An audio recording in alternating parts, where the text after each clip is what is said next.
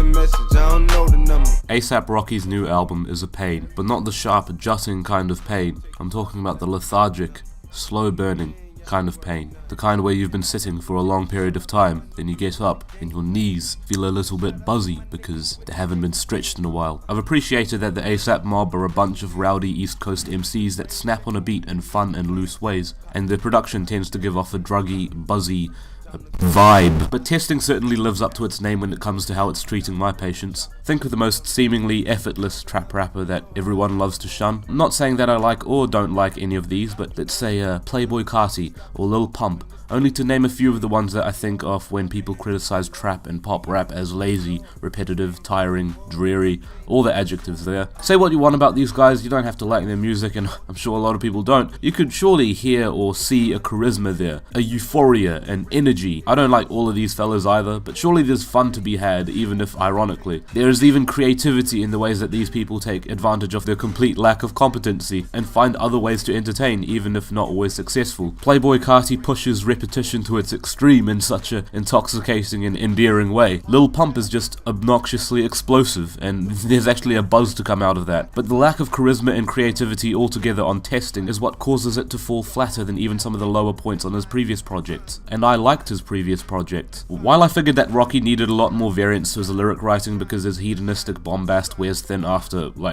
multiple track listings full of them, what I liked about albums, especially at long last A$AP, is that it took risks, and having experimental production on testing isn't really a redeeming factor for this album, unfortunately, because Rocky's complete laziness when writing these beats makes it absolutely dreary. Oh, the track Distorted Records has a distorted beat, and he's talking about how distorted the track is at the end too. Haha.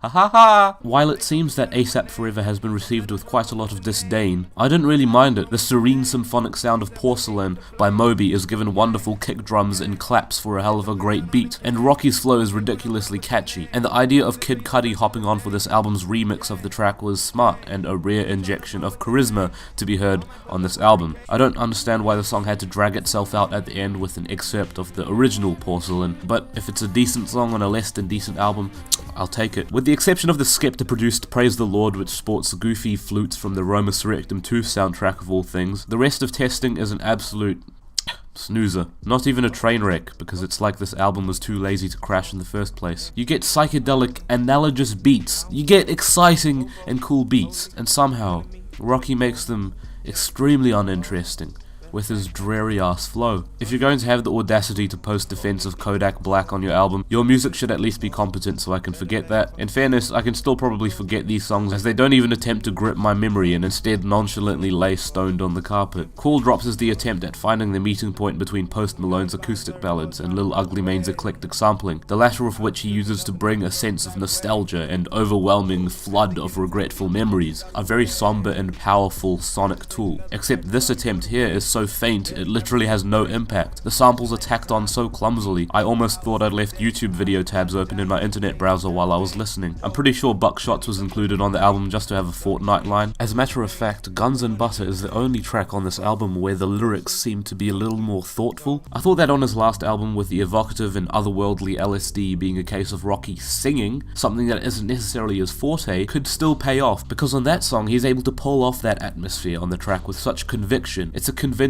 song, and so well produced and performed that the fact that Rocky isn't the most capable singer doesn't even come as a consideration factor, at least for me anyways. But if songs like Kids Turned Out Fine are the natural progression from that, then now I'm really sure that singing isn't Rocky's forte. The issue is he does it so much on this album, especially during the second half, and even more of an issue is the fact that bad singing on here is the most memorable thing about this album. I can't remember a single song here because they're all over before you're able to register what could have possibly been interesting about it. But I do remember having my head barely propped up by my hands in utter despair because I was becoming gradually more sick and tired of hearing the man croon.